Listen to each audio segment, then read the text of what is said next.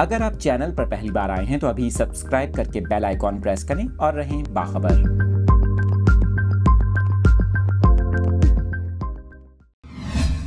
आपके साथ इस अफ़सोसनाक ख़बर से मुतालिक तफ़सीलात शेयर कर रहे हैं। आपको बताएं कि कराची से लाहौर जाने वाली कराची एक्सप्रेस में आतिशज़दगी का वाक़या पेश आया है। आपको इस अहम ख़बर से मुतालिक आगाह कर रहे हैं। खैरपुर के करीब कराची से लाहौर जाने वाली कराची एक्सप्रेस की बोगी में आतिशज़दगी से 4 बच्चों समेत 7 अफराद जाँ बहक हो गए। आपको बताएं रेलवे ज़राए के मुताबिक टंडू मस्ती और खैरपुर के दरमियान कराची एक्सप्रेस की बोगी नंबर 4 में आग लगी।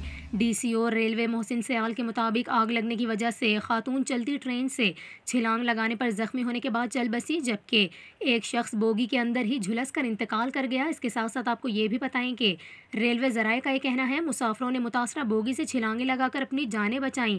रेलवे के अमले ने अपनी मदद आप के तहत आग बुझाने की कोशिश की, जबकि रेलवे हुकाम का ये भी कहना है कि आग लगने की वजह मालूम ना हो सकी।